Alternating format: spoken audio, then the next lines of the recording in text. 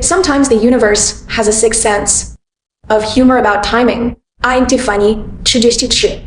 Years old, and I thought I had everything figured out when I walked into that mediation office. Anyway, make sure to hit that like button if you enjoy my stories, and don't forget to subscribe if you're new here. What I'm about to tell you will probably shock you, but this is exactly how everything went down. 7 years of marriage to Chandler, and I swear the man never understood what I actually needed. He was 36, worked constantly, and had this obsessive need to control every aspect of our life together. Always asking where I was going, who I was, with what time I'd be home, like I was some teenager with a curfew instead of his wife. The man was suffocating, always hovering around me with this needy energy that honestly made my skin crawl. 2 years ago, I made the decision to quit my job.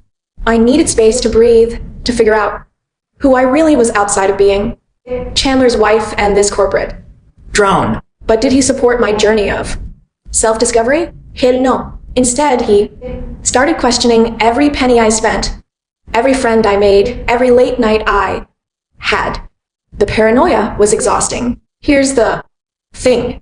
When your husband is emotionally unavailable and treats you like a roommate instead of a woman, you start looking elsewhere for what you need. I'm not proud of it, but I'm not going to pretend I didn't deserve to feel wanted and appreciated. David understood my artistic side in ways Chandler never could. Reagan made me laugh until my stomach hurt, something I hadn't experienced at home in years. Bryce actually listened. When I and Harlow, he made me feel beautiful and desired, not like some obligation Chandler had to deal with. Were these relationships crossing lines? Maybe. But when your husband treats you like you're invisible, unless he needs something from you, you find people who actually see you. I wasn't trying to hurt anyone. I was trying to survive in a marriage that had been dead for years. Chandler was so wrapped up in his work and his rigid little routines that he never noticed I was dying inside. The signs were all there, if he bothered to pay attention. New friends late nights, actually caring about how I looked when I went out, but instead of asking what was wrong or trying to reconnect with me, he got suspicious and controlling. Started checking up on me, demanding to know my whereabouts, acting like some jealous boyfriend instead of a supportive husband. I remember thinking as I prepared for mediation that finally we could end this parade and both move on to something better. I deserved the house. I'd been the one actually living in it, making it a home while he buried himself in spreadsheets and conference calls. The condo could be his consolation prize, along with his precious work documents and whatever other crap he valued more than our marriage. Walking into that beige conference room with its awful fluorescent lighting, I felt confident. This was going to be straightforward. We'd split things fairly.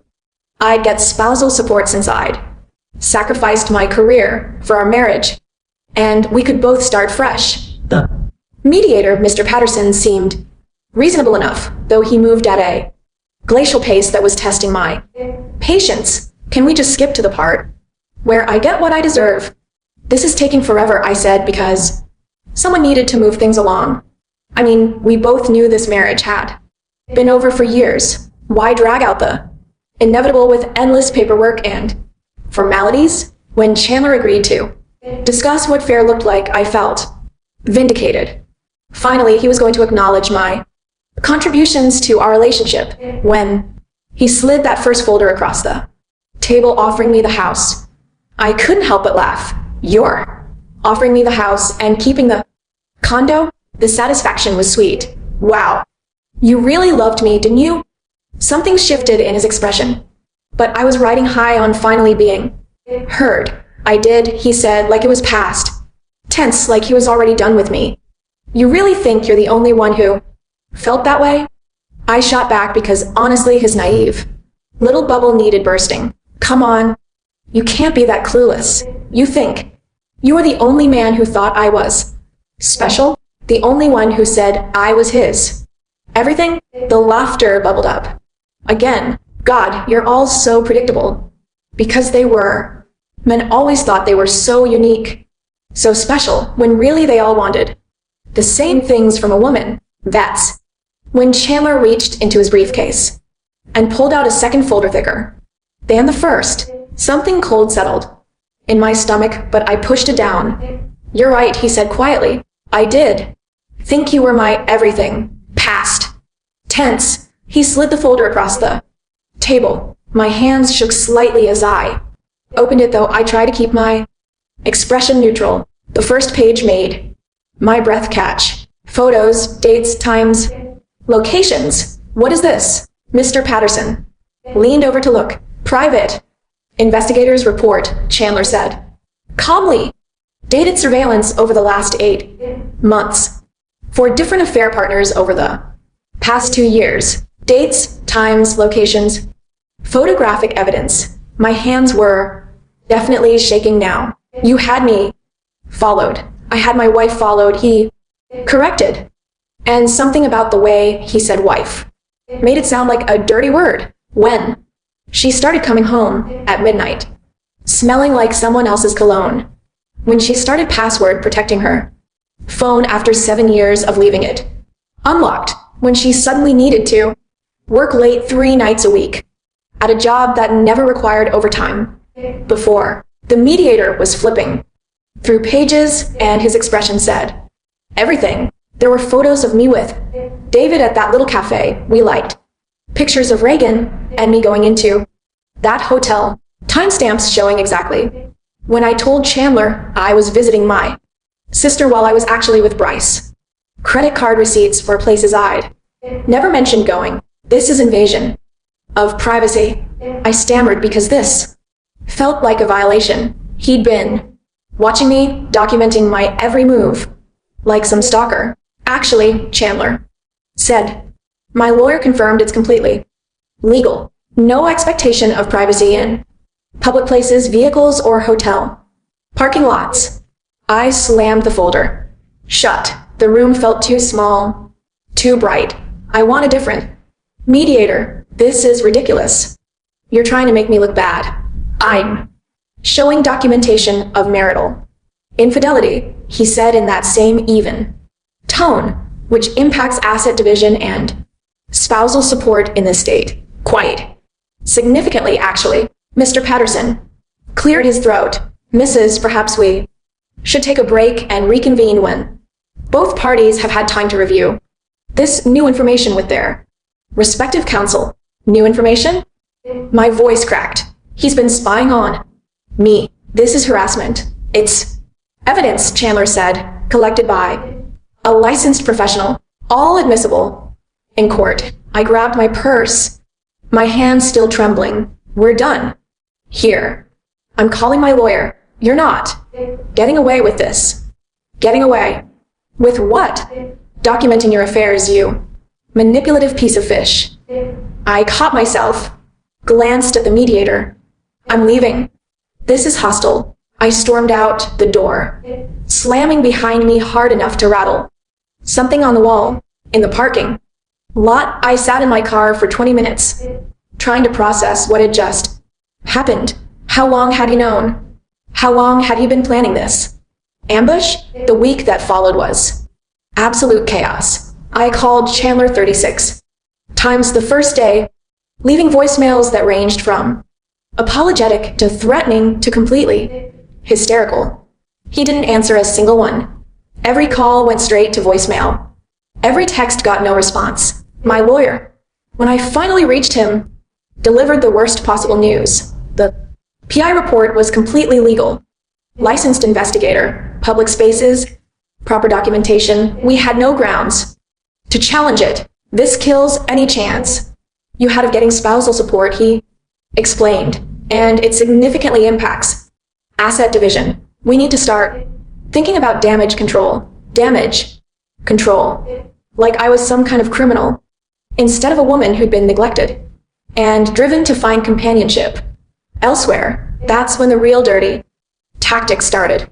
If Chandler wanted to play hardball, I could play too. I called his parents, told them about his controlling behavior, Throughout our marriage, how I was scared of him, how the PI thing was him stalking me because I wanted to leave. His mother called me back crying. This isn't true, is it? Tell me this isn't true. He's been emotionally abusive for years, I said, letting my voice break just right. I tried to make it work, but he's trying to destroy me now because I finally stood up for myself. I sent similar messages to our mutual friends, explaining how Chandler had been unavailable throughout our marriage, how I everything to make it work, how I was lonely and vulnerable when I made some mistakes, how he was now using illegally obtained evidence to humiliate me. Some people believed me. Lost about 5 friends who took my side without asking questions, but the ones who actually knew us, they started asking uncomfortable questions. My college friend Reagan called. Tiffany, Chandler just sent me some kind of report. Want to tell me what's actually going on? When I tried to explain about the emotional neglect, the loneliness, how those relationships were just me trying to find what was missing at home, she got quiet. For different guys over 2 years, she asked, and you're trying to paint Chandler as the bad guy? I escalated. Told my family that Chandler had been hiding money, that he had secret accounts, that he was trying to leave me with nothing. My mother, Charlie, showed up at his apartment that Thursday night, pounding on the door. Through the peephole, I could see her face red with fury. When Chandler cracked the door open, she let him have it. How dare you humiliate my daughter like this? I haven't humiliated anyone, he said calmly. I documented infidelity during divorce proceedings. You hired someone to stalk her, to take pictures. This is abuse. It's evidence collection, legal evidence collection. But my mother wasn't backing down. She made some mistakes. That doesn't give you the right to destroy her reputation. She destroyed her own reputation by sleeping with 4 different people while married to me. The conversation went downhill from there, with my mother jabbing her finger at him, telling him I deserved better, that those men saw what he couldn't, that I was special, that I deserved to be worshipped. Then they can worship her through their own bank accounts, not mine, Chandler said before closing the door. When that didn't work, I tried legal tactics, filed an emergency motion claiming he was withholding marital funds and restricting my access to financial resources. My lawyer filed paperwork claiming financial abuse, saying Chandler had cut me off and I couldn't afford basic necessities. The problem was I had access to my own bank account. The one Chandler had been depositing $1,200 into every month for 2 years, $8,000, just sitting there for my monthly allowance for personal expenses. Chandler's lawyer filed a counter motion that included my bank statements, every withdrawal, every charge to restaurants and hotels, all coinciding with the PI surveillance dates. They showed I had accessible funds and was spending them on my affairs. The hearing was brutal. I sat there explaining how I needed immediate support, how Chandler was trying to control me financially, how I was afraid of what he might do.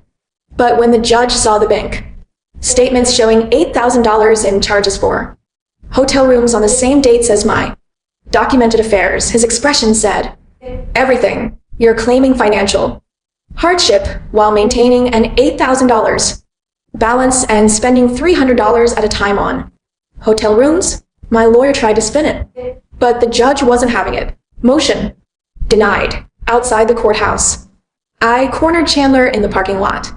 You're really doing this? You're really going to destroy me over some mistakes? For affairs aren't mistakes, he said. I was lonely. You were always at work. I needed attention, so get a hobby, not for boyfriends. The coldness in his voice cut deep. You're such a self-righteous prick. You think you're perfect? Never claimed to be, but I stayed faithful. That's kind of the bare minimum in marriage. I eye closer, lowering my voice. You know what? Fine. Take your precious evidence. Take your moral high ground. But you're going to pay for this.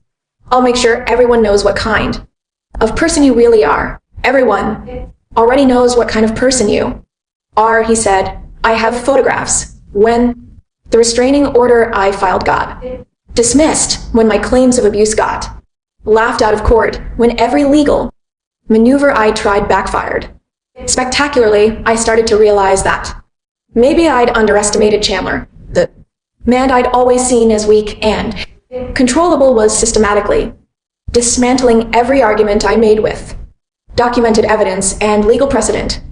The final settlement negotiations were a nightmare. Instead of the house and long-term support I expected, I was looking at a much smaller share of assets and minimal spousal support. My lawyer advised me to take whatever I could get because going to trial would make everything public record. They're offering you 35% of the house proceeds. He explained. Chandler keeps his retirement accounts. You get $800 a month. Spousal support for 1 year. That's it. 1 year? I sacrificed my career for that. Marriage. You also had 4 documented affairs. We're lucky to get anything. The day we signed the final papers, I couldn't help myself. You know, this is just because you couldn't handle that I needed more than you could give. Those men understood me in ways you never could. Chandler looked at me, really looked at me for the first time in months. You're absolutely right, he said. I blinked, surprised. What? They understood you. They understood exactly what you are. Someone who uses people, who takes what she wants and justifies it however she needs to. They understood that perfectly. The difference is they didn't care because they weren't married to you. They didn't have anything to lose. They were just having fun with someone else's wife. His words hit like physical blows. But yeah, they understood you better than I did because I actually thought you had integrity. Turns out I was wrong. I signed the last page with shaking hands. You're going to regret this. When you're alone and miserable, you'll regret letting me go. I'm already happier than I've been in 2 years. You'll never find anyone like me. God, I hope not. The divorce finalized 3 months later. The house sold fast, and my 35% came out to about $60,000 after closing costs. Chandler's 65% was over $100,000. The spousal support would run out in 8 months. I thought I was smart. Rented an expensive apartment in the trendy part of town. Bought new furniture, a new wardrobe. I was going to show everyone that I was thriving without Chandler's controlling presence. I even invested in my friend's essential oils business thinking I'd make some real money. But the men who'd made me feel so special during my marriage, David stopped returning my calls the week the divorce was final. Reagan blocked my number when I asked if he wanted to make things official now that I was free. Bryce told me he wasn't looking for anything serious. And Harlow, he was back with his ex-girlfriend before I'd even moved into my new place. Turns out they were interested in the married woman with a stable life and someone else paying the bills. The divorced woman who needed actual financial and emotional support? Not so appealing. 6 months after the divorce, I was working retail at a department store making $32,000 a year. My mother was helping with rent because I'd burned through most of my settlement money. The essential oils business turned out to be a pyramid scheme that cost me another $5,000. Meanwhile, I heard through mutual friends that Chandler was doing well, really well. He'd gotten some kind of advancement at work, bought a new car, was dating someone. Knew Isabella, a tax attorney who apparently treated him with respect. I never bothered to give him. I tried reaching out to him once, sending a text from a new number. I know you hate me, but I need you to know I'm sorry. I messed up everything, and I see that now. He never responded. Just blocked the number like I was some random spam caller. My sister called a few weeks ago trying to tell me that maybe I should reach out again. That Chandler might be willing to extend the spousal support if I approached it. Right. Don't you think you should at least try? She asked. You used to love him. I used to. depend on him. I corrected. There's a difference. The truth is, sitting here in my tiny apartment with my retail job and my mother's pity, money, I can see exactly how everything went wrong, but I can't bring myself to care anymore. Chandler got his revenge with his precious evidence and his legal victory. He got to play the wronged husband while I got painted as the cheating wife. Fina let him have his perfect new life with his perfect new girlfriend who probably never had a rebellious thought in her life. Let him have his moral superiority and his financial success and his satisfaction at watching me struggle. The thing is, I'm not the same person who walked into that mediation office thinking she deserved everything. I'm harder now, more realistic about what people are really capable of when they want to hurt you. Chandler taught me that the man you think you know, the man you've been married to for 7 years, can become a stranger overnight when it serves his purposes. Maybe I made mistakes. Maybe I should have handled things differently. But I'll never believe that what he did was proportional to what I did. I was trying to find happiness in a dead marriage. He was trying to destroy me completely. And you know what? He succeeded. The house, the security, the life I thought I deserved. It was all built on his stability, his income, his willingness to support me. Without that foundation, I'm just another single woman in her 30s, working retail and living paycheck to paycheck. The cats he kept probably have a better life than I do now, but I'm surviving. And that's something. I'm surviving. And I'm learning. And maybe someday I'll find someone who appreciates what I have to offer without needing a private investigator to keep tabs on me. Or maybe I won't. Maybe this is just what my life looks like now. Either way, I'm done pretending that Chandler was some innocent victim in all this. We both made choices. His just happened to be more calculated and more devastating than mine. That's the real difference between us. I acted from emotion, from need, from loneliness. He acted from strategy, from revenge, from a cold desire to win at any cost. I can live with being the woman who made mistakes. I'm not sure I could live with being the person who systematically destroyed someone they once claimed to love. But then again, maybe that's just what I tell myself to sleep at night in my studio apartment while he's probably sleeping peacefully next to Isabella in whatever perfect house they've made together. Either way, it's over. 7 years of marriage reduced to legal documents and bitter memories. And despite everything, despite the evidence and the lawyers and the public humiliation, I still don't think I deserve this. Maybe that makes me delusional. Maybe that makes me exactly the kind of person Chandler always said I was, but it's the only truth I have left.